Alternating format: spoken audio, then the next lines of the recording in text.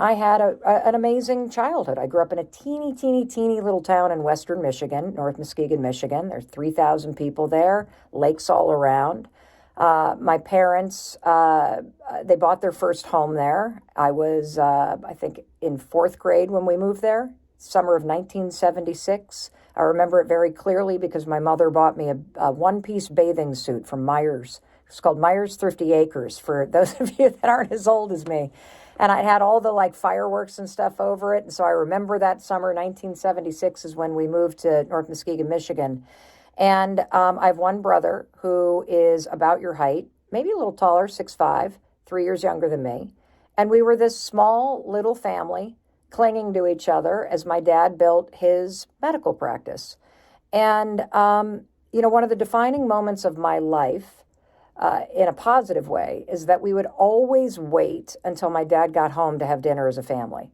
And I remember just being starving at 7:30, 8 o'clock at night. My dad would be on call and we just waited. And so those sort of intentional family moments are a really important part of who I am, of kind of my day-to-day life. But one of the biggest, most defining moments of my life is this incident that happened in the fourth grade. And I'm going to explain it right now, even though it might be a bit of a triggering story for some people who are listening, because I think it's going to help you understand that all the dots on the map of your life are truly interconnected. And when I explain what happened to me, it'll allow me to open up a conversation, Joel, about trauma, your nervous system, about the way that your brain works, how you can heal it, and how coping mechanisms that you created when you were a child are literally still in place right now. And so this is what happened. We were on a ski vacation with all these other families, first time ever skiing in northern Michigan. And I was in a bunk room with a bunch of other kids. And I woke up and there was a kid on top of me. And he was having, his way with me. I was in the fourth grade. And, in the span of things that could happen to you when it comes to this kind of sexual abuse or molestation or whatever, this is pretty mild. I mean, I'm just gonna, I've like you, I have coached and been in the front of hundreds and hundreds of thousands of people. And so in the span of what could happen to you, this was mild. It was a one-time incident. I wouldn't even classify it as scary. It was more confusing.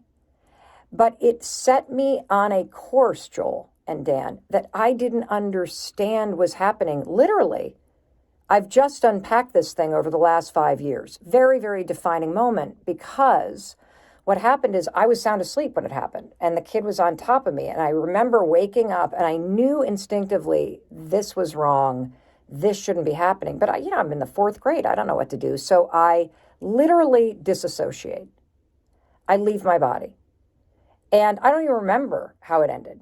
But I woke up the next morning and I had this sensation that something was wrong, that someone was mad at me, that I had done something wrong. And we're going to talk a lot today about human design and how just magnificent our minds, body, and spirits are. Just unbelievable, intelligent design. One of the incredible flaws, though, to the human design is the fact that every single child does not have the life experience or the wiring yet to process something bad that happens.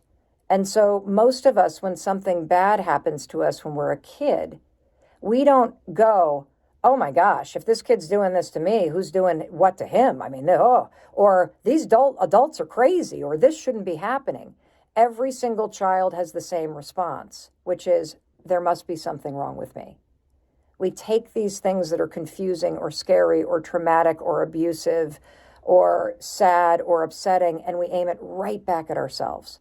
And that's what I did. I woke up the next morning and literally wired into my nervous system, and I now understand trauma at a profound level. In the course of healing it, I always seek to understand something as I'm trying to figure something out. My nervous system had recorded that moment, and so I woke up, Joel and Dan, with this sense something bad has happened. Something's wrong. And I'm going to tell you something. I didn't connect the dots to that moment waking up when I was 8 years old, all the way forward, another 40 some years until recently. I now realize that for 4 decades, you guys, I would wake up and the first sensation I would feel was something's wrong.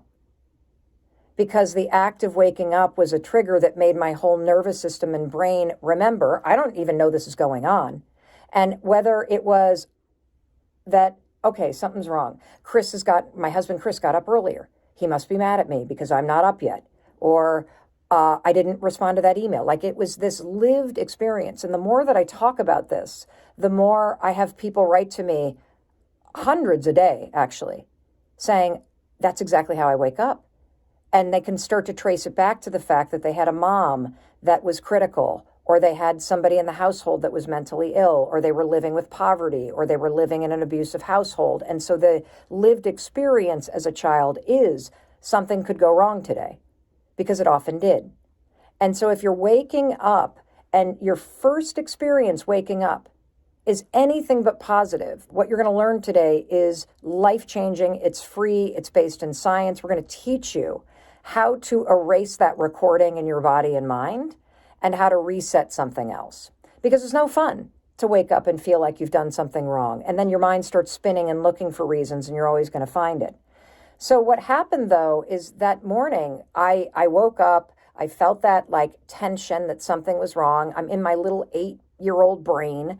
I get downstairs and my mom is standing there, you guys, and she's cooking breakfast, and there's moms everywhere and kids, kind of running around as everyone's getting ready to go skiing. And my mom turns and she has a spatula in her hand and she says, "Hi, honey, how'd you sleep?" And I remember it like it was yesterday, you guys. I paused and I thought about telling her.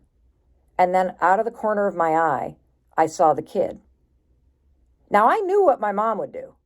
She's a farm gal. She would have taken that spatula and smacked that kid into next week. Like, there was no doubt in my mind what my mother was going to do. But I didn't know how this kid was going to respond. And in that split second, even though I wanted to tell her, I lied.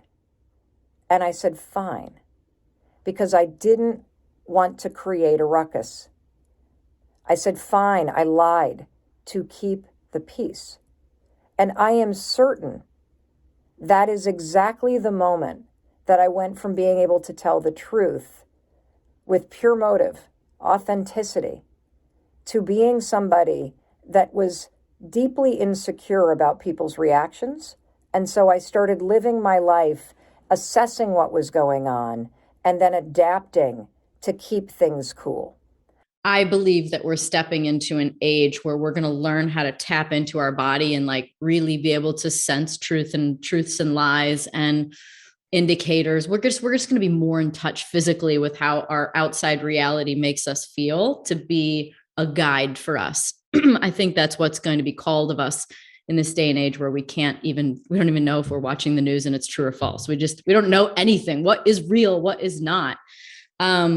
Why is it? Why is it that we don't listen to those cues? We don't listen to that little voice inside that has that quick little, like, or like, the answer's simple. You've been trained not to. How? What is it that trains us not to? Childhood. What are the aspects that we overlook in our life that we do on a repetitive basis that go, not the body, not the intuition, out here? You were trained as a child that if you did what your instincts told you to do, that you would get in trouble or somebody would be mad at you. Like, that's how you parent children, through threats and intimidation. I mean, come on, I'm a parent. Like, that's how yeah. But not really, because, as a kid, you want to keep the peace. You want to make sure that you're not, like, it goes back to survival. You are hardwired to be part of a pack. And the pack that you're born into, for better or for worse, is the one that you're wired in your DNA to stay connected to. And so what happens is, we can talk about the range of having a household that's safe, where you're just worried about your mom being upset. You're just worried about dad not yelling. And it's all subconscious. You're just reading the cues. And so, all you want to do is dance and play. And that's what your intuition is telling you, and to play your records and to make, and so like, can you shut up? It's mental, and so you learn to stop listening to what's in your heart and soul and to prioritize reading the cues. And then that only gets reinforced when you go to school, when it becomes part of your biological and your growth evolution to form friendships. And so your brain has this moment where it goes from accepting and loving you exactly as you are to suddenly your brain turns into the sorting hat from Harry Potter. And now you look around, and instead of seeing a world that you want to explore, you see the groups you belong to and the groups that you don't. And your mind is doing this as a way to protect you. It's all evolutionary stuff in terms of keeping you safe.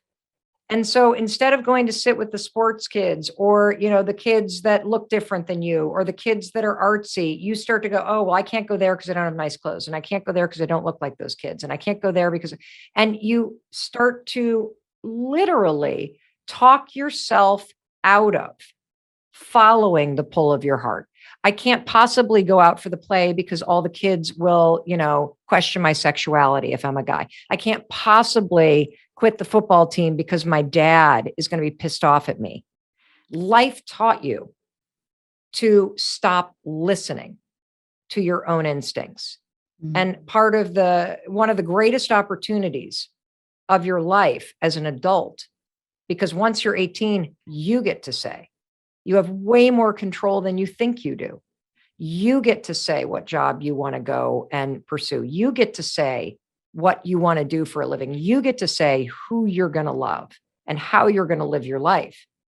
And one of the greatest gifts of your adulthood is coming back home to yourself and learning how to remove the crap that has been put on top of your intuition, the anxiety, the people pleasing, the imposter syndrome, the penalties.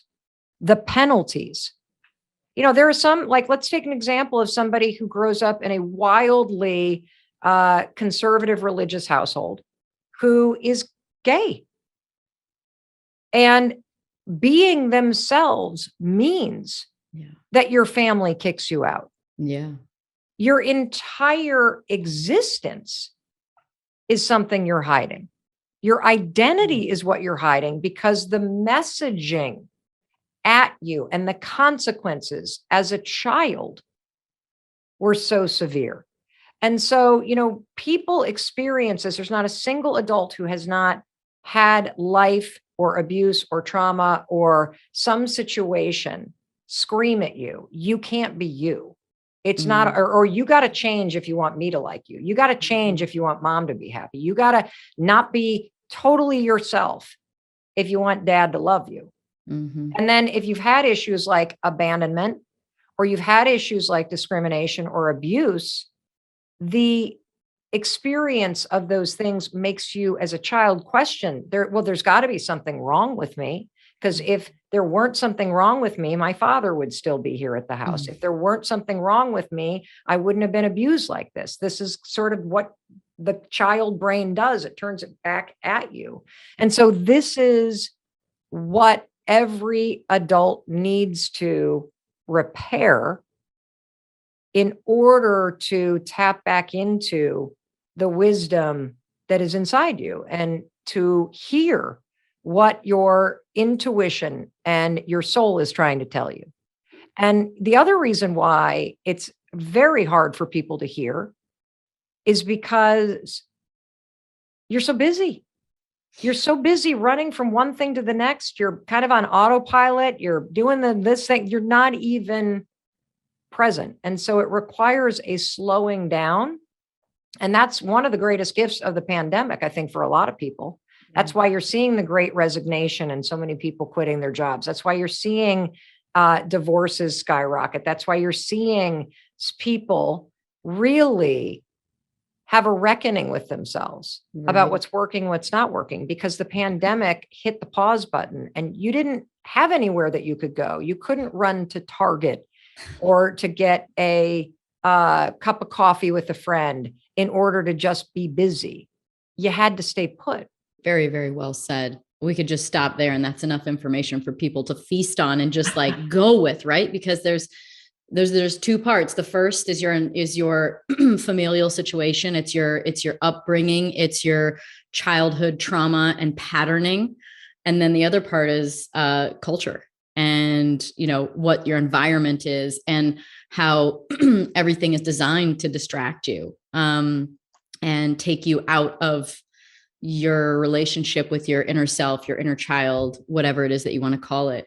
And place fear. I think that's been a big part of kind of this last couple of years is there's just so much fear propaganda or fear porn, as they would call it. It's just, it's crippling for so many people. So let's start with the first one, which I think is the one that we have control over both of them, but I think it's almost the hardest one. And that's your own programming from childhood. I mean, I'm fascinated with psychology and fascinated with why we are the way we are. And it's taken me into my late 30s to really get a grasp on sort of the patterns in my life showing up and the childhood traumas that happen with mom, with dad, and what we're looking for to resolve, and then how we act ourselves. And it's all in the parents. And so I think that's probably one of the most important things that I have dealt with personally, is just taking a step forward into those realities. And maybe the most important thing my therapist said to me was that no one holds the keys. It was like, once I started unpacking it, it was like, I wanted to blame mom or dad, apologize, and then everything will be okay. And it's like, that doesn't make it okay. You have to come to terms with it. And once you do, you actually don't need them to do anything for you. But the truth of the matter is that our childhood plays an enormous role on how we act in the world and what we judge and what we end up projecting against and what triggers us. I can give you an analogy. So I think it's really important when you decide that you're going to change your habits and change the patterns of behavior that make you feel stuck or that you can't stand anymore, that are the result of surviving trauma. You got to be compassionate with yourself and patient, because a great analogy for the patterns that you learned that you're now stuck with right now, it feels like as an adult, is this. You spent how many years as a race car driver? 27. How many years? 27 years.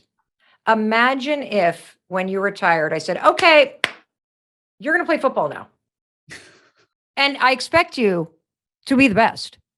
That's a tall order. I mean, that's an overwhelming proposal, Yes. It's going to take years for you to learn a brand new sport. Mm-hmm. And it's going to take small daily practice and studying and being patient with yourself to build new muscles and skills. And the truth is, you might never fully build new muscles and skills. It might never come easily or naturally, but over time, you could learn to be an excellent football player. But what you have to have compassion for is the fact that for the first 27 years, you were not playing football, you were driving a race car. And those are very different patterns. So if you're going to go from a situation where you have a pattern of withdrawing into yourself or lying or snapping at people or whatever your pattern is in response to uncertainty, it's literally the equivalent of teaching yourself to go from being a professional race car driver to a professional football player. Foreign. Just Two feels foreign. Totally different skills, totally different neural pathways. And so when you kind of understand that you can do it, but it's going to take time. And I think one of the things that was the most eye-opening thing that I have ever learned was this. And I only learned this recently.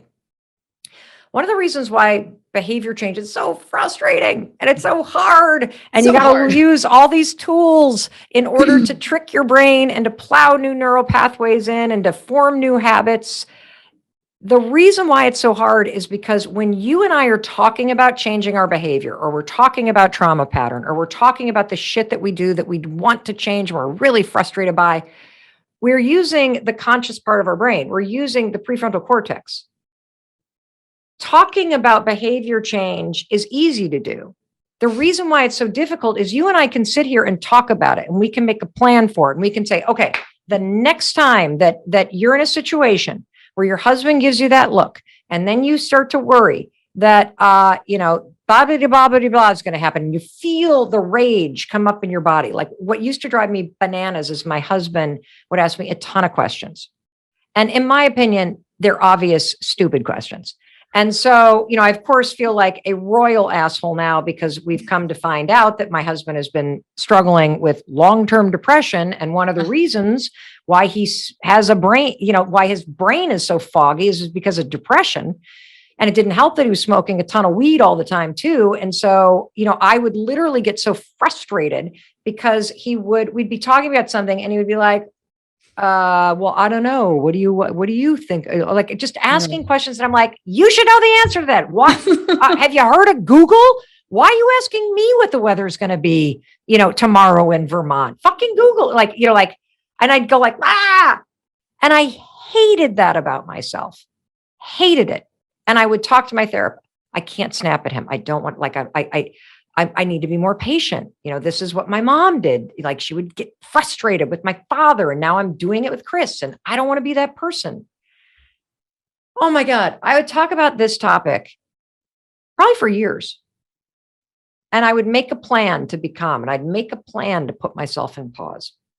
And then the next day or two, I'd get back in my life, and we'd be standing there having a conversation, and he would ask me a question that I think he should have Googled or should know the answer to. And then the rage would come. And it wasn't until I learned the fact that I was talking about the behavior that I wanted to change with this part of my brain. But the rage and the impatience and the kind of like emotional reactiveness, that pattern is stored here in the basal ganglia.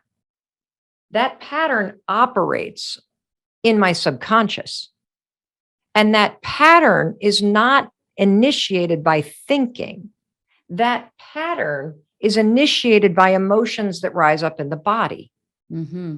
Mm-hmm. And it's only when you realize that the behavior change, particularly when it comes to generational patterns and trauma patterns, that in order to catch it, you've got to not only figure out the pattern you want to change, but you've got to figure out the situations and the emotions that you're feeling in your body that correspond to the pattern that you want to change.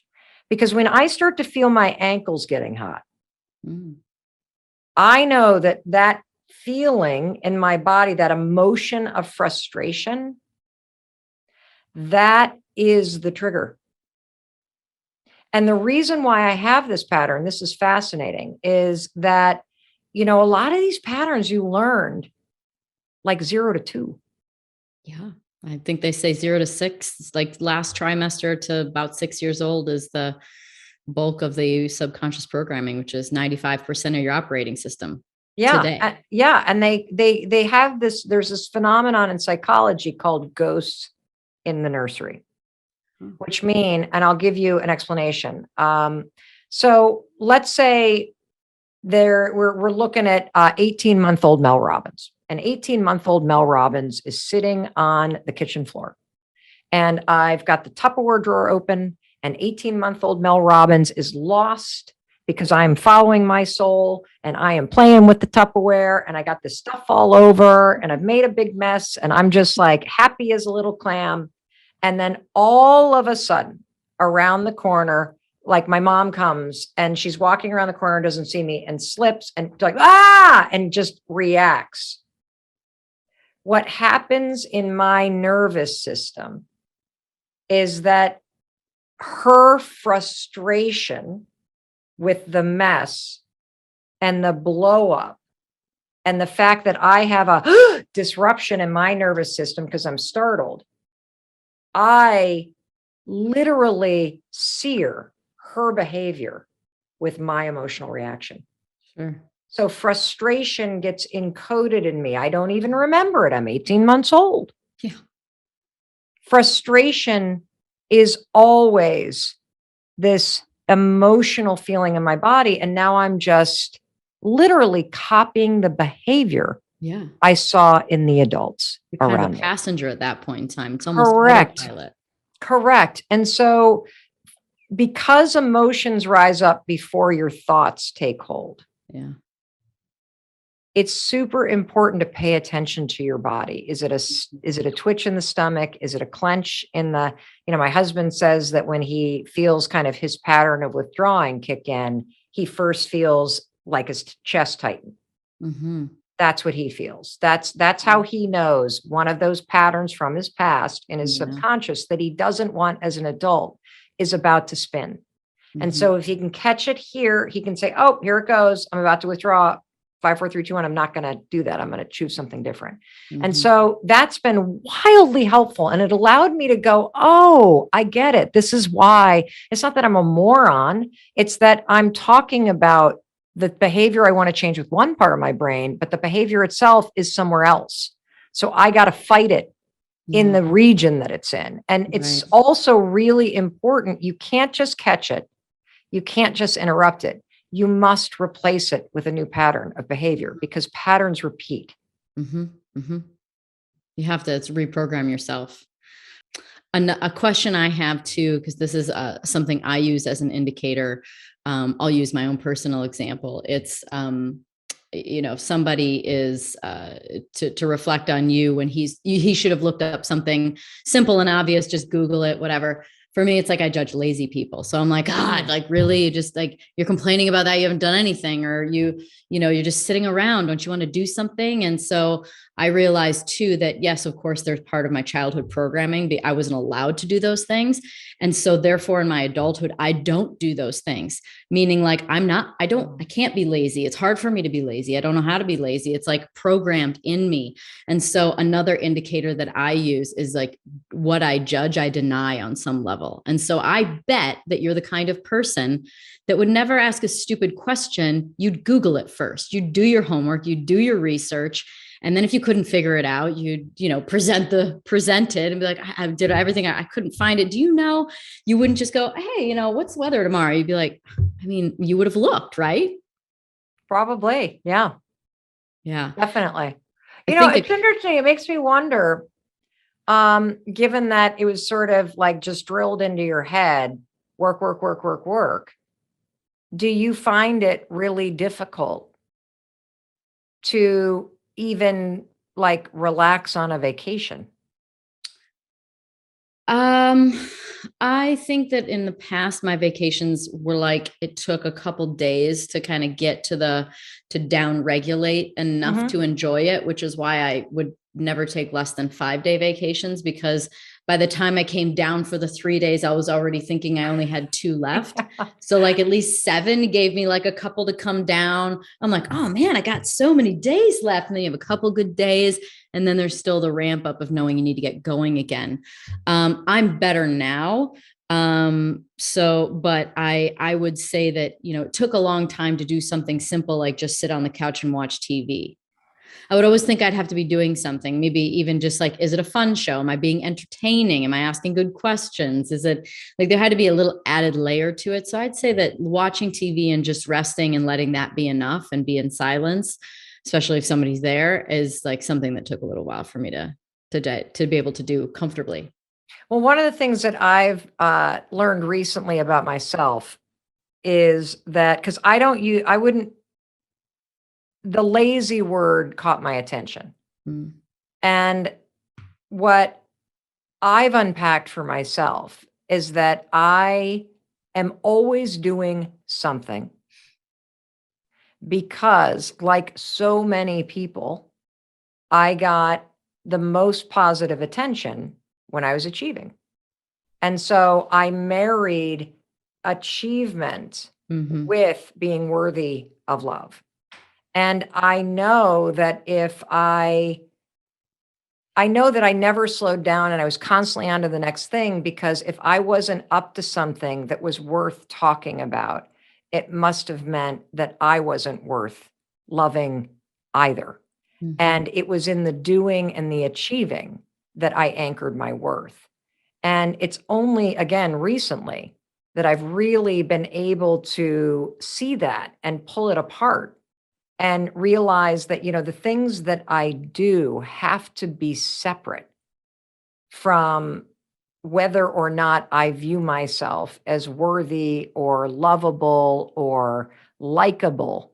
That as a person, based on who I am and just my existence alone, you got to anchor it there and let the things that you're doing just be additive to you enjoying your life. How did you figure it out? It was the high five habit, honestly. I didn't figure it out till I was 52 years old, and it was a holy shit. I cannot believe for how long I have tortured myself. I have just drilled myself. You asked at the very beginning if, what my thoughts are on us needing seasons. And I live in a 4-season climate. I love the change of seasons. And one of the most important things about winter is that when you think about what winter is for, it's a period where everything falls off the trees and all that stuff that dies and falls to the ground becomes what nourishes and feeds the things that are going to grow in the spring. And without the winter and without the freeze and without the dying off of the growth from last year, you wouldn't have the new growth. And so I deeply believe not only in seasons where you need to rest and seasons where things need to die and fall off and seasons where things need to, be reborn or to grow again anew, but I think that you can start a new one anytime you decide to. And that's also a really amazing aspect of kind of finally waking up and realizing you're in control of a lot more than you realize that you are. You can choose what you think about.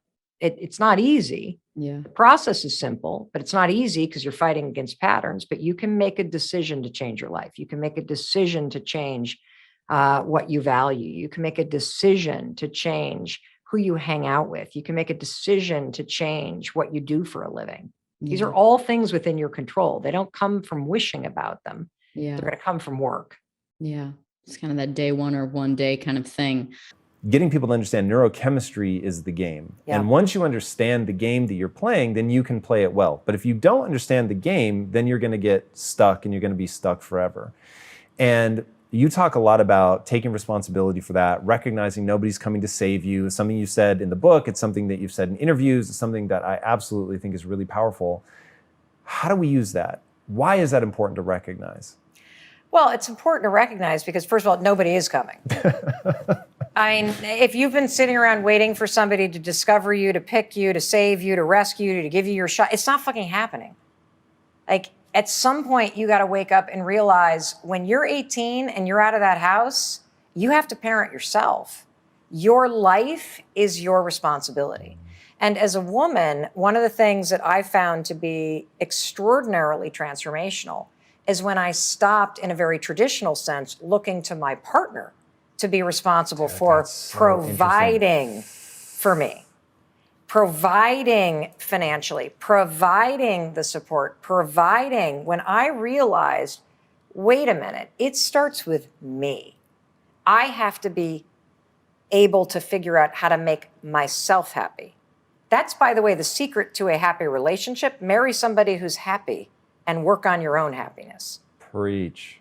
And so when you stop outsourcing your happiness, your validation, your support, all of it, and you bring it back in and you get responsible for it, it sounds scary. It's so liberating because you could do anything. When you're responsible, when you're the driver of your life, when you're not looking out to anybody else to fix it for you. Can you ask for help? Of course. But the buck stops with you.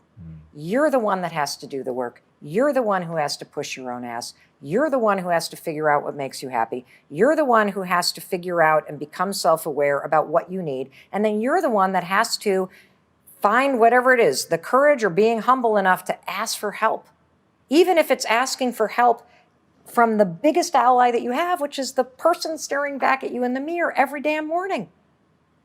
Yeah, I don't know why people aren't more obsessed with their goals. It's like, if my goals demand that I ask for help, then I'm going to ask for help. Like, I'm not even going to let anything else get in the way. I'm just so obsessed with, if my goal is exciting and honorable, then I should actually want to achieve it. And therefore, whatever it is that I need to do. So, Tom, this is why. And this comes back to what has made me really sad and deeply moved by the kinds of things that people are sharing. Most people aren't obsessed with their goals because they don't believe they're worthy of them. It's easy to dream about what you want, but in between where you are and what you want, there's a tremendous amount of stuff you got to change and do. And if you have a lot of trauma in your background, or you were raised by somebody who beat the shit out of you or told you were a piece of shit, or if you've had to deal with microaggressions or racist, discriminatory, systematic crap your entire life, you have been given the message over and over and over, even though it's not true, that you don't deserve it, that there's something wrong with you. And if you don't, at some point, be defiant against what the world or your caregivers or your past experience has pounded into your brain incorrectly, unfairly, you will forever be stuck with that story. You are not responsible for what happened to you. You survived what happened to you. But you do have a responsibility to heal yourself and to do the work to change so that you can be the happy, fulfilled person that you were born to be. Yeah, that's really powerful because it's the only thing that works. And, you know, thinking about, so many people have just immense things that have happened that have been unfair. And as you said, they didn't do anything to deserve it. But now what? Now you're there, you've got the trauma, and no one can heal it for you. There's a name for it. I think it's called the pedestrian problem. It's like, imagine that you get hit by a car and the driver was drunk. And let's say that the driver was Bill Gates. And let's say that you win a settlement. But if the damage that happened to your body can't be fixed with all the money in the world, and you just have to do physical therapy, then it's like, even though it is unfair that you have to do the physical therapy, there is no amount of money that you can throw at it that will stop you from having to suffer to build yourself back up. And I think a lot of people either fall prey to trap number one, which is they don't think they're worthy, or they fall prey to trap number two, which is it's so unfair they just don't take action. Right. But they're nonetheless in the situation that they're in. And if the whole punchline to life is neurochemistry and feeling joyful and, you know, being excited about who you are when you're by yourself, then it's like, well, you have to do the work, even if it isn't fair. And that to me, especially if it isn't.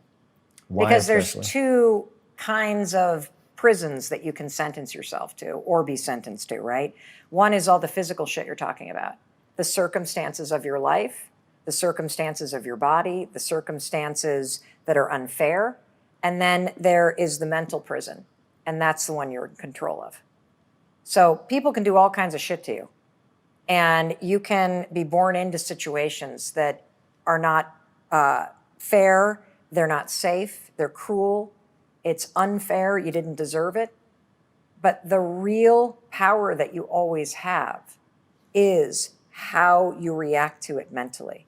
I'm not saying put lipstick on a pig and ignore the very real problems you're facing. I'm saying it begins with your mental attitude about your own ability to face it and to survive it and to move past it. That's what I'm saying. Because without that, like, let's go back to the woman in the domestic violence shelter who's had the shit beaten out of her by partners, who has immense emotional trauma stored in her nervous system, stored in the neurochemistry of her brain. She has an extraordinary amount of hurdles to get through in her life to heal, to be safe, to break patterns that are associated with the trauma that she's experienced as a child, the trauma that she experienced in romantic relationships, the physical abuse. She has issues related to poverty. Can a human being survive those things and change? Of course they can. It begins, though, with the belief that you can. And so when I come back to this moment every single morning, you can have nothing and you can still have your own back. You can have tremendous problems and very real obstacles that you're facing. And you can have a mindset that says, through my efforts, my attitude, I can have an impact on the situation that I'm in. That's the power that I have. I can ask for help because I believe I deserve it. I can seek therapy because I believe I should heal because I deserve that. I can seek information from shows like Impact Theory about how to break trauma patterns, about how to regulate my nervous system, because I believe I am worthy of that.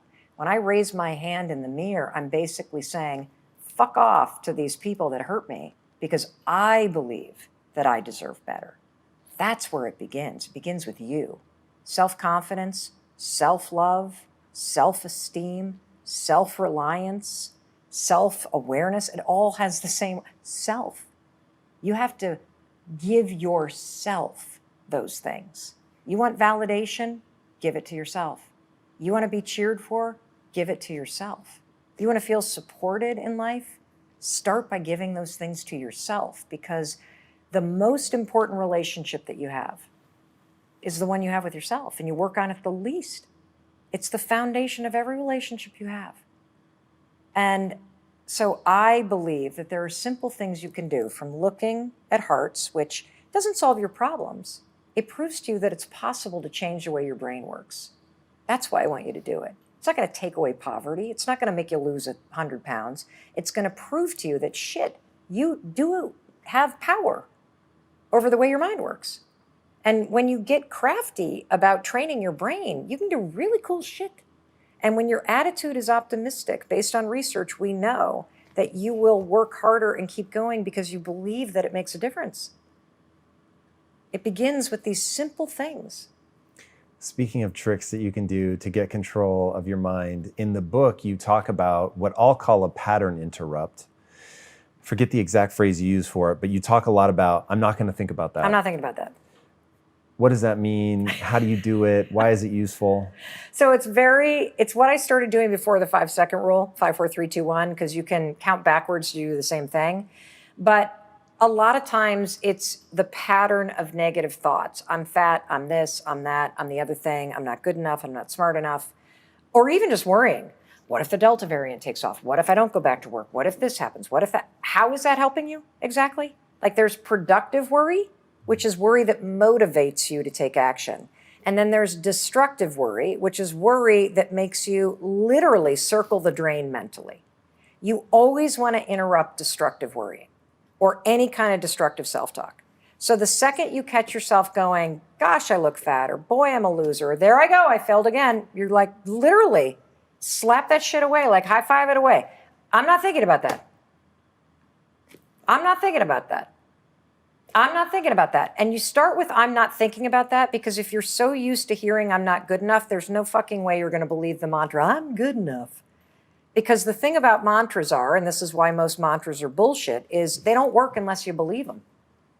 And so there is power in creating what's called a meaningful mantra. But the first step to getting control of the negative self-talk is interrupt that shit. Don't listen to it. I'm not thinking about that. I'm not thinking about that.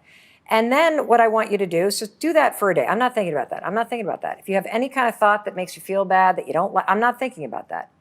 The next day, start to notice, what are the patterns in terms of the thoughts that come up? You know, when I was writing this book, one of my daughters talked about the fact that she's constantly feeling like she's not a good person. And so, for example, she missed a dentist appointment. And because she's constantly thinking I'm not a good person, missing the dentist appointment becomes evidence. See, there I am again. I missed the dentist appointment. I'm not a good person. No. Are you kidding? Like if somebody doesn't have the story, if somebody has a different story, like I'm a pretty good person, I do my best, and you miss the dentist appointment, a lot of us are like, oh, thank God, I can't stand the dentist. I'll pay the $20 fee. I don't have to go. You don't attach, I'm a shitty person to it. And so she started using, I'm not thinking about that. She's not ready to believe she's a good person yet. Because she's so used to saying, I'm not a good person. So the first step is interrupt the thing, then take notice, and then you can start to create what I call a meaningful mantra, because now we want to break the pattern by saying, I'm not thinking about that, or use the 5-second rule, 5, 4, 3, 2, 1. And then when you're ready, you can create a meaningful mantra to replace it, because any pattern is going to repeat unless you replace it. And so meaningful mantras are things that you can be like, yeah, I can believe that. So it might be, I'm not perfect, but I'm trying. I'm not perfect, but I'm doing my best. I screw up sometimes, but I'm not a bad person. Like those kind of things that are sort of not like, yeah, superhero, mantra, I'm fabulous. Like most of us don't really feel that way about ourselves. So if you just are like, I'm doing the best I can, that's pretty empowering if you think about it. Or I can learn from this. Or this is temporary. I'll be okay. Those sorts of things are little ways to high-five your mind instead of, again, going low. You got a choice. Do you take yourself down or do you lift yourself up? Are you going outside of yourself or are you coming back in for what you need? I want you to come in and lift yourself up. That's what the high-five habit's about. How do we learn to not self-sabotage the good things that come to us? So give me an example. Like how have you self-sabotaged things in your life? I can't think of a good answer. I don't think I really do that much, but I know that other people do, and it's a big issue. Maybe I'm trying to think. Okay, so I'll tell you. But if people get into like a good relationship, this is a really big answer, though. Yeah, you ready? Yeah. Okay, so now let's detour into the lane. We talked about this on the last time I was on, but let's detour into the lane of anxiety, of patterns and trauma. And talk about why people self-sabotage. Yes. People don't self-sabotage intentionally.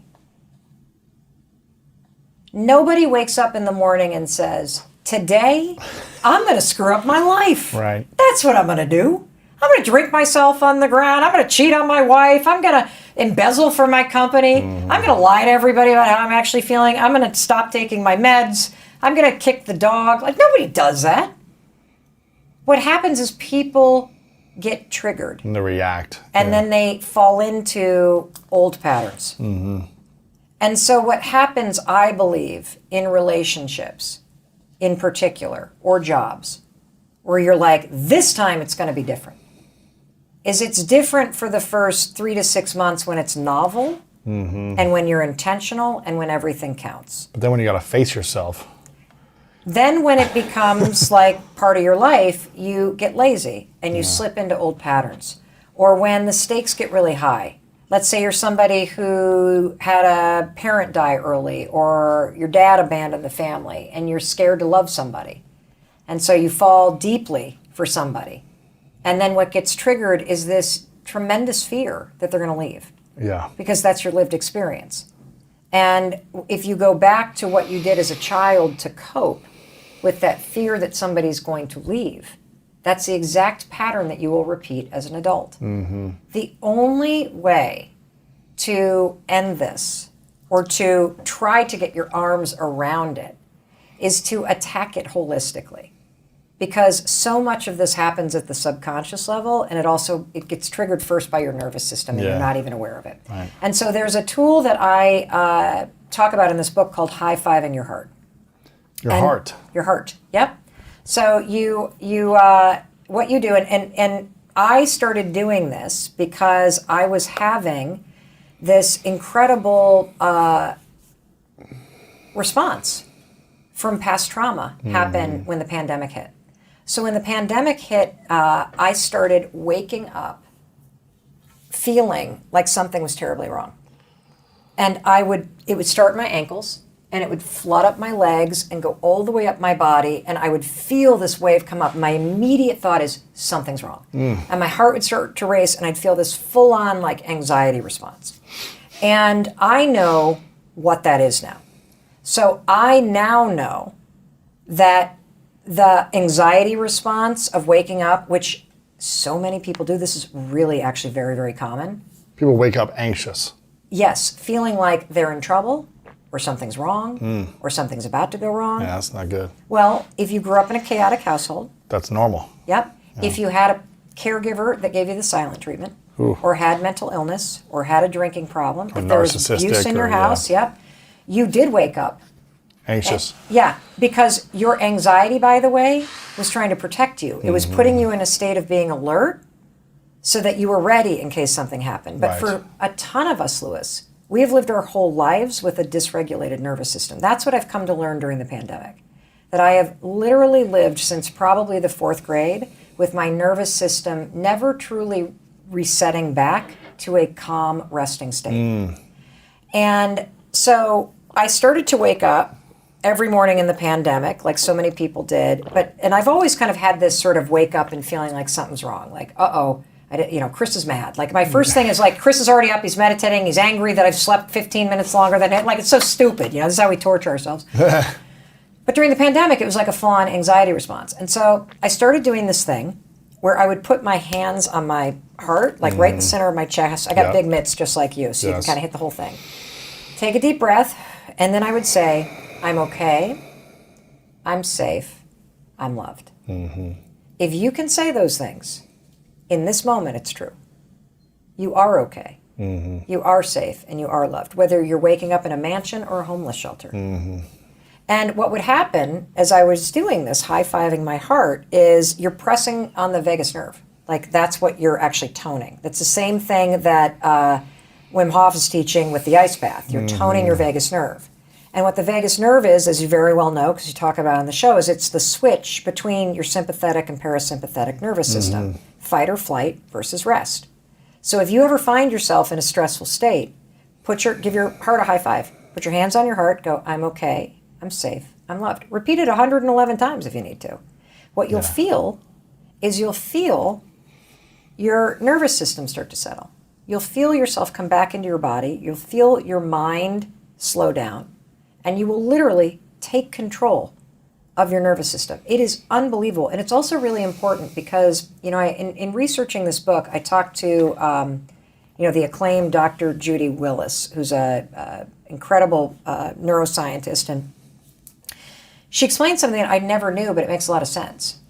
If your nervous system is on edge, it's in a alert state, you're dysregulated, it's impossible for your cognitive function of your brain to work. I can give you an example.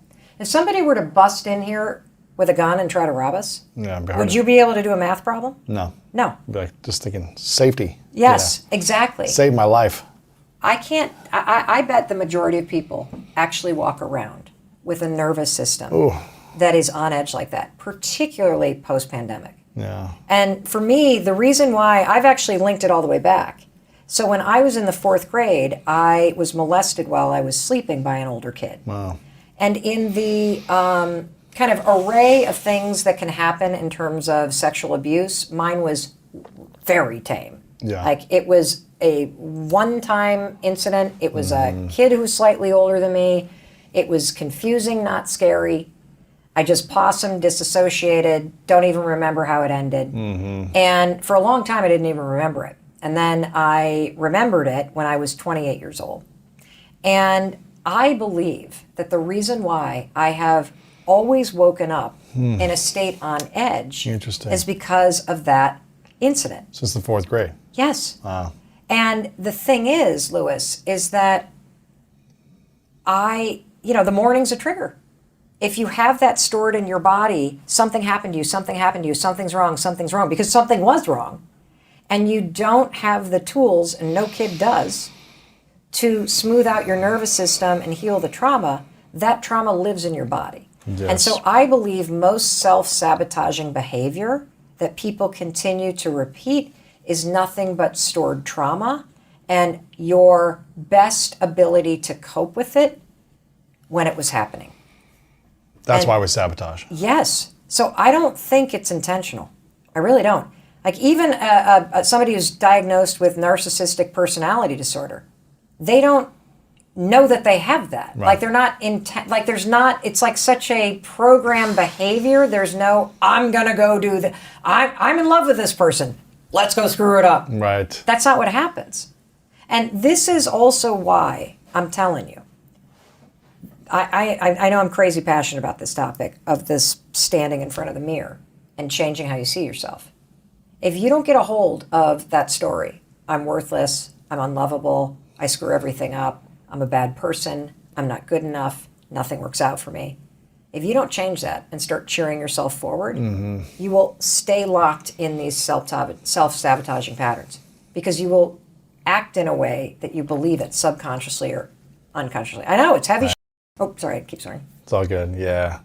You talk about the topic of distraction and procrastination, and it's rarely in this context, but it sounds like a form of distraction, distracting yourself from taking a moment to confront thyself and to really ask some of those questions, which I guess if you're in a fight or survival state, the answers to some of those questions might be maybe illuminating to a vulnerable, to an extent which will make you feel vulnerable and unsafe, because those are pretty like existential questions to ask yourself, to look at yourself and say, who am I and what do I want? And, how do I get it? It's much easier, as you say, just to be swept by the tide. Mm-hmm. And that's a form of short-term defense. It feels like a short-termist, we'll just get to tomorrow, Yeah. And some people go through their lives doing that, right? Oh, I was. Yeah. I was. I think that there's also sort of layers of healing on issues. And so, when I remembered the sort of initial incident and I started to kind of string together, holy cow, like all of this is connected in a really interesting way, compounding itself, right? Yeah. Talking about it is one layer. And it's a super important thing to do. To give yourself the gift of sitting down with somebody who is licensed or who has an expertise in helping you unpack what happened. Because it's only in being able to talk through what happened that you have the ability to start to free yourself from what happened. Like if you can't reveal it, you are definitely not going to heal from it. And so I had done the layer of talking about it. And then I had gone and done the layer even underneath it of understanding what had happened and understanding how it connected to anxiety and how trauma connected to that, and understanding the lying piece. And I had even gone and done the layer underneath that, which was starting to interrupt the old patterns that would get triggered and put in new patterns. But it wasn't until recently that I went to the layer that you need to go to truly heal, which is to repair the nervous system. And, what is interesting to me about kind of even the whole journey is that, I've had layer after layer after layer. For me, talking about it was very freeing. And, people always say to me, oh my God, you're so relatable. Like we open up, boom, right out of the gate. I tell you something that normally somebody reveals like an hour in. It's because I have a level of freedom around it. And I also know it's a shared experience that so many people can relate to on some level. But it wasn't until I understood how it impacts your nervous system and the connection between your mind, body, and spirit that I began to realize what I think it was Michael Pollan or Tim Ferriss on one of his podcasts said, which is, if you didn't talk yourself into this shit, you're not going to talk yourself out of it. Like, you have to have a corresponding physical intervention if there was something physical that disrupted your body state to begin with. And that makes a lot of sense to me. It makes a lot of sense to me that if your nervous system or your brain recorded an experience, like I can give you a benign example for people that have never really kind of thought through what trauma actually means. why it's deeply personal, how it's a physical experience, not just a mental experience. So when I was, God, how old was I? I guess I must have been in high school. We were driving to northern Michigan, and it was a huge snowstorm, and my mom was behind the wheel, and my dad and my brother were in the car in front of us. And there was a radio on, and all of a sudden the radio announcer said something about black ice. And this truck pulled out to try to pass us. And right as he tried to pass us, you could see headlights coming on. And my mom said, "Oh my God, hold on," because the truck started to veer back in. So I remembered the words black ice, "Oh my God, hold on." And the next thing I remember, we were in it was like a SUV, the car rolled over, right? Several times. And the experience of being in that car was like, imagine sitting in a dryer and you're sitting still like, but the clothes are tumbling around you, right? And so like, the McDonald's bag went flying past us and the dog went flying past us and all this stuff. And I remember, even though I don't remember getting tumbled around, I remember this unbelievable sound that was like crunch, crunch, crunch of the car rolling and packing down the snow. Now we ended up with the car on its side, and I was like thrown to the back seat. The dog was in the way back, but my mom was buckled in at the top. We were fine, little shaken up. I think my mom might have had a concussion. We survived. Nobody died. They flipped the car back over. We climbed in with my dad. Off we went. Now, here's what's interesting about that experience. I was never scared to drive, ever. I didn't ever really even think about it. But it was a traumatic experience because my body remembers it. And it remembers it in a certain way. I don't ever think about the experience if I'm driving a car. That's not a trigger for my body to remember it. But if I walk to my mailbox in Boston, Massachusetts, after a freshly fallen snow, and I step on the snow and it goes, I feel like I'm back in that car because that sound is a trigger for my nervous system to remember. Now, that sound of me stepping on freshly fallen snow, my mom does that all day long in Michigan and doesn't think about the accident. But if somebody ever says the two words black ice around my mom, she feels like she's in that car accident because that's her trigger for her nervous system to remember it. So the reason why I tell that story is because I didn't understand trauma. I thought trauma was like for victims of war. That's what you experience if you do a tour of duty, somebody who has been the victim of a super violent crime. I did not realize that trauma is a disruption in your nervous system that sends your brain into a mode where your brain like holds down the shutter on a camera and is like snap, snap, snap, snap, snap, snap, snap, all five senses recording everything it can possibly grab as a way to protect you in the future. When I started to understand that, oh my God, patterns of behavior get triggered by smell, they get triggered by sound, they get triggered by music, they get triggered by, and the same thing with patterns of thinking. Now I had the missing piece to be able to start to truly reset not only my nervous system, but also the default patterns in my mind. And I haven't looked back since. But that was step one. In terms of how I stopped the cascade of the what if this happens and what if that happens and what if this happens and what are they thinking and why didn't they invite me here and the universal thing that I started to replace the what if with was what if it all works out? What if this is the best thing that ever happened to me? What if this is really hard and it does suck? That's not easy. But it turns out to be the best thing that I ever did. It's not easy though, is it? No, it's very simple to do, but it's not easy. And it's not easy because you love patterns. Like that's not even the right way to say it. It's not easy because you're so used to thinking a certain way. And as you write about, one of the things I scribbled down was that you said feelings are merely suggestions, ones you can ignore. But we go through life, no one's ever said that to us before. We go through life thinking that our thoughts are ourselves, and that is an instruction from ourselves, and that's my voice in my head telling me what to do, and my job is just to obey. So if it says, this ice means danger, then and we accept our thoughts. And when I've sat here with guests, who have spent a lot of time working on the brain and understanding the difference between thoughts and are they true, and it appears to be that you can analyze a thought and accept or reject, which is a compelling. Well, the way that I put it, or I like to think about it, is this. You can be two things at once. So you can have the feeling of being really frustrated with somebody. And that can be true. And you can also love them at the same time. You can be jealous of somebody. And you can also allow that to inspire you at the same time. You can be afraid, which is true. And you can still find the willpower to push yourself or discipline to push yourself forward.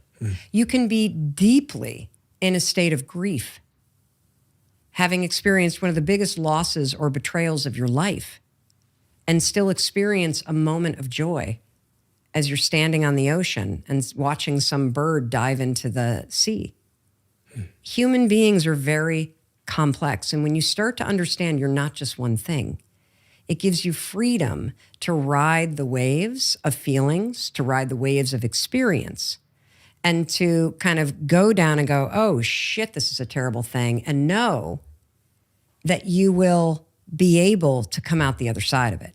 And so, I think that emotions, they are suggestions, and that's one way to dismantle it.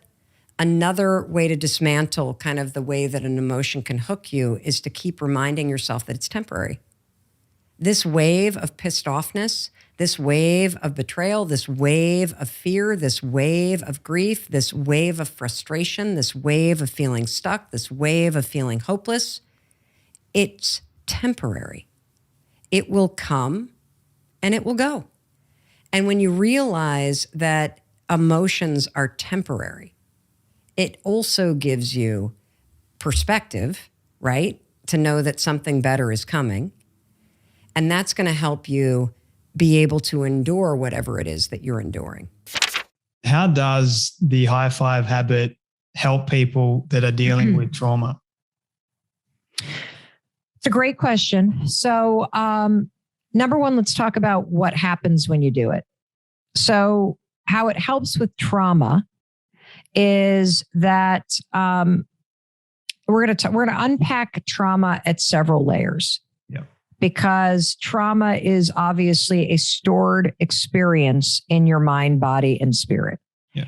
And what happens for a lot of people with trauma is that when you stand before yourself in the bathroom and you look in the mirror, a lot of people with trauma that is not been healed or is not being healed is you see the trauma as evidence that you're damaged, that you're unlovable, that you're a bad person, that nothing's going to work out for you, that you're not good enough.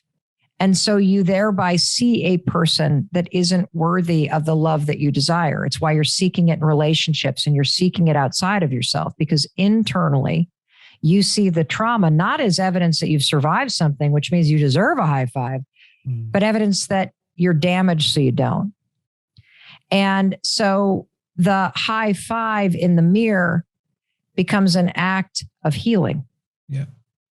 It becomes an act of defiance that brings your power back inside you. It becomes an act of empowerment, acknowledging how far you've come and all that you've survived and the fact that you still love you and you still are going to have you. There was a woman that wrote to us that was in a domestic violence shelter when she saw a video that I did about the high five habit. And she said that, I've had childhood trauma, very severe, from the age of 4 till about 15. Then I left the family abusive home. I'm now in my late 20s. I've been in a wildly violent relationship. I've just escaped that. I have nothing. I know I have a lifetime of healing, but in 5 days, waking up in a domestic violence shelter, in the most traumatic experience of my life, what the high five habit is showing me is that at least I still have myself. Yeah. That if I could learn how to have my own back, if I can forgive myself for the mistakes I've made, if I could forgive myself for not listening to my intuition, if I could see myself, then I can heal myself. That's what it can do for trauma. The other thing that I write about in this book is, because the high five in the mirror is just the beginning, is you can practice something called high fiving your heart. This is in chapter 13. This is how you can use a high five. You put it in the center of your chest. And I want you to put it right here, because you're going to now use something that's a treasure in your body called the vagus nerve. And, as you know the vagus nerve, it's an on-off switch. It switches off your fight or flight, dysregulated, traumatized nervous system. And it flips on your resting, cool, grounded nervous system. So on those mornings where you wake up and you're spiraling, or those mornings, and mornings for a lot of people because cortisol levels are high, or it's evening and darkness triggers you. When you feel yourself get triggered, put your hands on your chest. This is called high-fiving your heart. Take a deep breath. And then just repeat these words. I'm okay. I'm okay. I'm safe. I'm safe. I'm loved. I'm loved. And repeat them over and over and over until you feel yourself come back into your body. And what you're going to feel as you repeat those words and you press right here in the center of your chest, activating the vagus nerve, is you're going to feel your dysregulated, triggered nervous system flip off. And you're going to feel yourself come back into your grounded body. And you're going to feel yourself take control of your body response, whether you're in a grocery store, you're at a stoplight, or you're standing in your kitchen, or you're waking up. And in that moment, if you can hear yourself saying or thinking, I'm okay, I'm safe, I'm loved, it's true. In that moment, you are. And even if it only gives you a few seconds, it allows you to realize that within you, you have the ability to take control of how you're feeling in any moment. I think it's another powerful tool that we can all use, because I myself have experienced quite a bit of trauma. So I'm a morning person, get up at 4 a.m. in the morning. People say that I'm crazy, but I do it for a specific reason. And I have a philosophy in my life that if I can beat the sun, which is constant every single day, then no matter what comes my way during the day, I can beat that too. And it's setting myself up for some positive habits like exercise, like prayer and meditation, the high five habit now as well that I do. All these things, they're all in my repertoire, my toolkit for success in combating any of those horrible things that do come my way, stressful times, you name it. What have you either learned about yourself or experienced by adding a high five in the mirror to your morning routine? I think it's what I've noticed more recently actually is it makes me smile, number one. Number two, it makes me, like when I do those words, and at the end when I get to you are loved, it actually makes me feel like, hang on a minute, I am loved. It puts me in that, once again, reminding state that I am loved. And it helps me whenever I'm going through like a difficult, stressful moment of the day to just stop and reflect and say, Jay, you high-fived yourself in the morning. It's going to be okay. This is nothing. So that's what it's helped me do. And so one morning I wake up and I feel the weight of the world on my shoulders. And you may feel this right now listening to us. You may feel like, I can't do another school year like this. I can't work from home and have the kids under my feet. I can't handle one more thing. That's how I felt that morning. And so I used the 5-second rule, 5, 4, 3, 2, 1. And I rolled out of bed. And then I made my bed. And that morning I made it so I wouldn't crawl back into it. Right. And I dragged myself to the bathroom and I'm standing there in my underwear and I'm brushing my teeth. And I catch my reflection in the mirror. And I think, oh my God, you look like hell. And then I started to pick myself apart. The dark circles under my eyes, the gray hair coming in, how saggy my neck had gotten. One boob is hanging lower than the other. And then, of course, once you start going down that road, your whole attitude sucks. And then I'm like beating myself up. I'm like, why did I get up so late? And I got 8 minutes for my first Zoom. How the hell am I going to get ready in time? And the dog's sitting at my feet and he still needs to be rocked. And I hadn't responded to that text. And I start ticking off all the things I hadn't done and all the things that I was overwhelmed by. And as I saw the woman staring back at me in the mirror, I actually felt sad for her. Now, here's the interesting thing. If either one of you had walked into my bathroom that morning, I would have been able to spin on a dime and say, Kat, Nat, I know it's not fair that they canceled your show. I know you have worked so hard. You don't deserve this. I know this is overwhelming, but if anybody can handle it, you can. I would have been able to give you what you needed to feel your spirit lift. But standing there without a bra on and, not even with a cup of coffee yet, I couldn't think of a fucking thing to say to myself. And besides, I don't think I would have believed it because the pep talk wouldn't have matched how I actually felt, which was defeated. And I don't know what came over me because it sounds so pathetic. But standing there in my underwear, I literally raised my hand and high-fived the woman I saw in the mirror because she needed it. And here's the thing. Lightning didn't strike.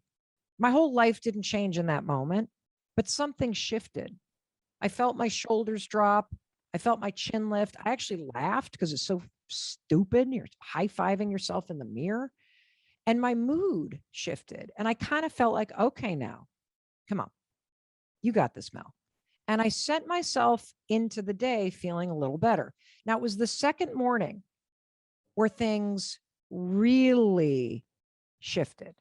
So I wake up, 5, 4, 3, 2, 1. I get out of bed, I make my bed, and I start walking to the bathroom. And this is where things get profound, you two. And, especially for our daughters, this is profound. As I started walking to the bathroom, I had this experience that I've never had in my entire life. And it's this. You know how, like, when you're walking to meet a friend and you're about to walk into a cafe and you're about to see somebody you really like, how do you feel? Excited. Yeah, excited. I actually felt that about seeing myself. Wow. In the 53 years that I've been alive, I don't think I've ever been excited to see the human being, Mel Robbins. I've been excited to see what an outfit might look like, or excited to see what my eyeshadow color might look like. But to see me, the human being, never. Because I have a habit, and so does everybody on the planet, of dreading seeing myself, of standing before the mirror and criticizing myself, hating on myself, or ignoring myself. And so that second morning, as I finished brushing my teeth, and when you practice this, I want you to practice it right after you brush your teeth, because when you stack a new habit with one that you already do, it's easier for your brain to learn it. And so when you put your toothbrush down, I want you to take a moment and just be with yourself, because you never do this. And it's uncomfortable because you're used to ignoring yourself. So many women, 91% of women, do not like how they look. And so many women have written to me about the fact that whether it's body dysmorphia or just a lifetime of criticism, they can't even look at themselves in the mirror. And so be with yourself for a second. And then I want you to do something. I want you to look at the human being, not the body, the human being that's staring there, that has been dying for you to wake up and realize she's there. And she needs your support, and she needs your love, and she needs you to validate her existence. And I want you to ask yourself, how do I need to show up today for the woman I see in the mirror? How can I support her? Because especially as mothers, all we're thinking about is what we need to do for everybody else. And then we feel last on our list because we're waiting for somebody to magically show up and take care of us, and nobody's coming. And so you need to learn how to take care of yourself. Like, we all know we got to put our oxygen mask on. What the fuck does that mean? I'll tell you what it means.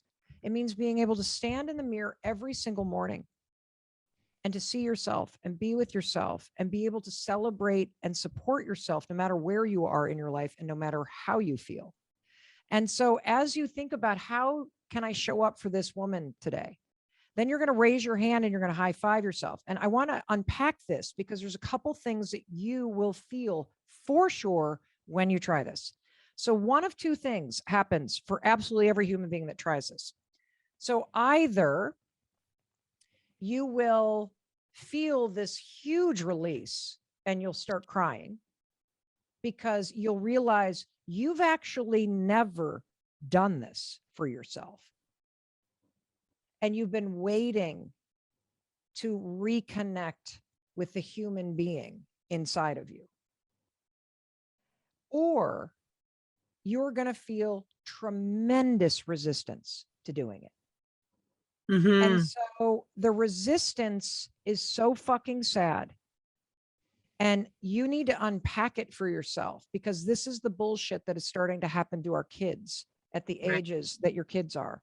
This resistance, this rejection of self, this I'm not good enough, I don't belong, I don't fit in. If only I were taller, shorter, skinnier, fatter, my hair were less kinky, my skin were lighter, darker. All of the sorting hat things that we do to ourselves when we start school to see where we fit in and where we don't fit in. And it's all a mechanism to try to protect you from not being rejected from other people. But instead, you end up having a dialogue that's all about rejecting yourself. And so the resistance is so fucking sad, because what it actually is, if you stand before yourself in the mirror as an adult woman, is you have dragged your entire life with you to that moment. And it stands between you and the human being that you see in the mirror. Every abuse, every trauma you've experienced, every heartbreak, every disappointment, all of the things that people have said to you, you accumulate that as evidence that says that person that I see is damaged or not worthy or broken or whatever it is that you say to yourself or believe about yourself. And all the things that you regret that you've done, whether you've cheated or done drugs or lied or you know, you made a huge mistake, or like whatever it is that you beat yourself up for, that you would easily forgive Kat or Nat or me for, but you cannot and will not forgive yourself for. That's the resistance. That right there is the resistance. And so when you raise your hand to high five yourself, it's an act of defiance to a lifetime of criticizing and rejecting yourself. That's what's happening. And here's what I want you to know, which is freaking unbelievable. So as this started working in my life and I started to realize, oh my God, I have just stumbled into yet another stupid, cheesy tool that is changing my life. Why is this working? The research here is extraordinary, because the good news is your mind and your nervous system and your soul are hardwired, already ready to have the high five habit work. It'll work for your kids. It'll work for senior citizens. It'll work for absolutely anybody that sees this because of science.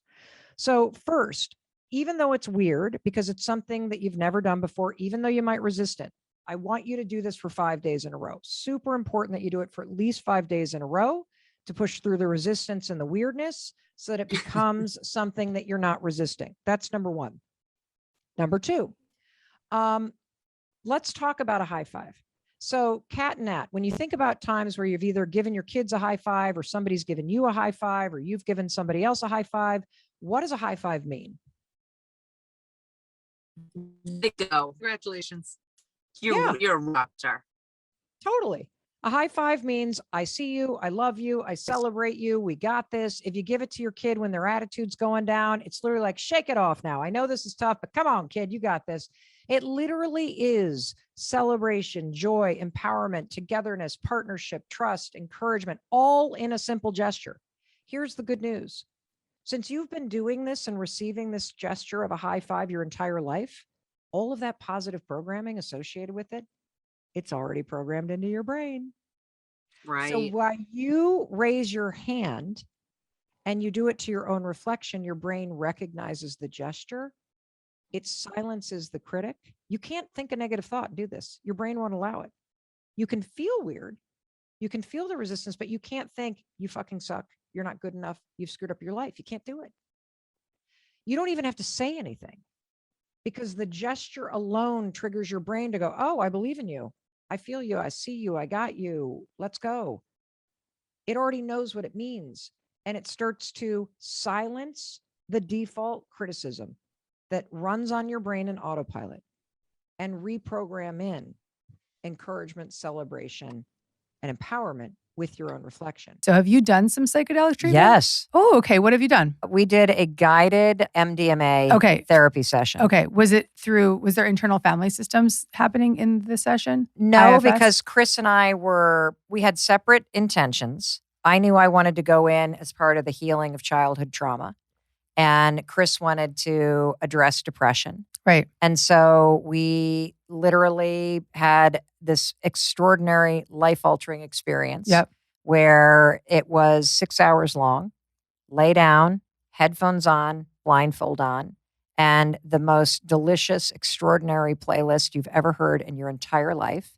And as the MDMA took hold and the music began, I had a 6-hour experience where I went past, present, and future through my whole life. Guided by the therapist or supported, held? Supported and held. So Okay. there were, the thing that I loved about MDMA is I've always been terrified to do ayahuasca. You and I are very similar. Yeah, I would I'm never. not puking and no, purging no, with no, a bunch of thank you. strangers. Doesn't and sound fun yes, to me at all. No, no thank you. way. No. And what And no offense to anyone that's out there doing it, because I'm sure my listeners are. Yeah, but no, not it's for just me. not for me. Yeah. And I kind of feel like I already know how it would go. I would be pooping and puking everywhere. And just have a miserable memory. Miserable experience. And then my breakthrough would be, oh, but I could get through it. I can have myself. I don't need to see a fucking terrifying monster while I'm having diarrhea to make me feel like I can survive I would prefer something. a gentler, softer Yes. way. Yes. So MDMA, have you done MDMA in terms of a guided therapy? No, I did MDMA when I was still using. So I'm actually celebrating 16 years of sobriety this Saturday. So is that something, if you're celebrating It's very sobriety, how does interesting. that work? It's interesting. So my therapist of over almost a decade, who is a IFS trained parts therapist, is very fascinated by the MDMA studies and all the work that's being done, particularly for trauma, and has recommended it to me even as a sober person. I think that I have a lot of controversial views about this. I believe that in a therapeutic setting, a one-time, I think really they say it's, one experience. You don't need to keep going back. I feel very hopeful that it could really relieve addicts of trauma, because the reason we become addicts is because of the trauma. Yeah. So if there is a solution that has a faster, gentle, therapy-guided approach, I'm for it. The concern I have, and this might become controversial for my listeners, but is all these kind of journeys and sober people now just like, on their own microdosing or on their own doing these ayahuasca things with like fake shamans. And it feels it's a party. It feels like a retreat. My friend says to me, there's a point when it's no longer a journey. It's a fucking party now, And so if you are sober, you gotta get really clear with yourself, like what is this? Yeah. If you're gonna do a one-time, I'm not gonna lie, I'm very fascinated and interested in doing the one-time MDMA guided path. Let me tell you about what happened for me, because I have definitely, I had done MDMA back in the day, and it was nothing like this experience at all. I actually liked it. I was like 22. I really dug it. I didn't like it that much because I was like, I'm really thirsty. I feel the wave coming up. It's really annoying on it, actually. Yeah. But it was absolutely incredible. And I think it's all about intention and setting and context. Yep. And why you're doing it. And feeling safe. And then I think the integration that happens afterwards. That's the whole thing. Yes. Right. It's not like you're just taking drugs. You are being guided. And I've been studying IFS, internal family systems. And Dick Schwartz is working with the people who are a lot of therapists to train them to do parts work while people are on these kinds of journeys. I can see how that would work. So what happened for me is, we were on separate cots. And here's the thing that I loved about it. So I loved the fact that it is a heart opener and it blocks the amygdala. Yeah. Because I have been scared to do mushrooms because I'm scared of I've had a really bad trip in college and I'm scared of having something super scary happen. And so I really trusted the fact that if the amygdala was blocked, I would be able to visit parts of my past without having it feel overwhelming in a negative way. But in an open-hearted way. Open-hearted way. And I'll share with you about that experience. And without all the self-protector parts there in the way of it. Yes. Right. Like, remember how I was saying I'm having, back to the very beginning, surrendering to what's happening and allowing the beauty of it all to flow in instead of the hypervigilance, which is where it comes from. Not allowing myself to let go in this moment of divine grace and abundance and this thing that's unfolding with the high five spreading around the world and all the tools in this book and how it's already changing people. That's hypervigilance. Yeah. That's still in my nervous system. And so what I loved is that, I had one person tending to me the whole time, and Chris had a person tending to him the whole time. And my gal was super cute because she's like, the women get up and dance and do their thing, and the dudes tend to just lay there. And so what happened is you set an intention, we have a ceremony, you lay down, you put the headphones on, and the music's really important because the music is the guide. You choose the music? No. They had a 7-hour, the most incredible thing you've ever heard. Awesome. And every twist and turn in the music, I felt like I was almost like on Space Mountain, where it was dark and I'm in like a capsule and I'm kind of spinning from one thing to another and dipping in and out of my life. And the opening song opens and it's this beautiful sort of piano melodic thing. And I swear to God, I come through the clouds and there I am. And, I just like thinking about it just makes me, I'm with my best friend and we're on this lake that I grew up in and it's frozen and we're ice skating. And I was fucking there. Like you could feel the wind. And I started to think, my God, my life was so beautiful. And we're laughing. And then the song changes and we spin. And I look up and there's this extraordinarily beautiful bluebird sky and, huge clouds and there are kites everywhere. And then I look straight ahead and there's my mom and she's 19. And there's my dad and he's 24. And I just had this immense wave of love. They were so young. And I was so present in that moment to how alone they were because they were in the middle of Kansas in the late 60s and their families were way off on the East Coast running a big cattle farm and a family bakery. And my mom had dropped out of college and given up on everything she had wanted to have me. And she was working nights at the IRS. And my dad they were putting him through his first year of medical school and they were just so young. And it was the first time I think that I'd ever really got my mom. Yeah. And how much she really loves me. And we've had a fair amount of tension because I think in many ways she feels so much pride and love for me, but also feels a bit jealous. Yeah. I gave up everything for you. And you've been able to create so much. Yeah. And you don't live near me. And you don't, and kind of the things that we all struggle with that I now profoundly understand because I'm now a mother of daughters. Right. And so it was so healing. And then, another song plays and then I'm spinning over this property that we've bought in Vermont from my husband's family. And I'm seeing our daughter getting married. And I'm just having this exquisite moment of realizing how beautiful my life is.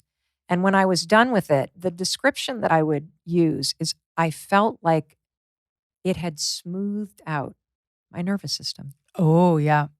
Yeah. And, I'm very... That's the goal. That's the goal. And, I called my mom afterwards and I said, I had this vision of a park and, kites. She's like, oh, that was Kansas City. Yeah. We used to go to this park. And I have never seen a picture of this, mind you. Right.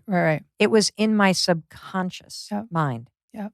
And so it, in so many ways, in one session healed and gave me so much context. And felt sense. Oh, felt sense. Yeah. I experienced it with you right here. Hey, it's Mel. Thank you so much for checking this video out. And if you like this one, I have a feeling you're going to like this one too. I'll see you there.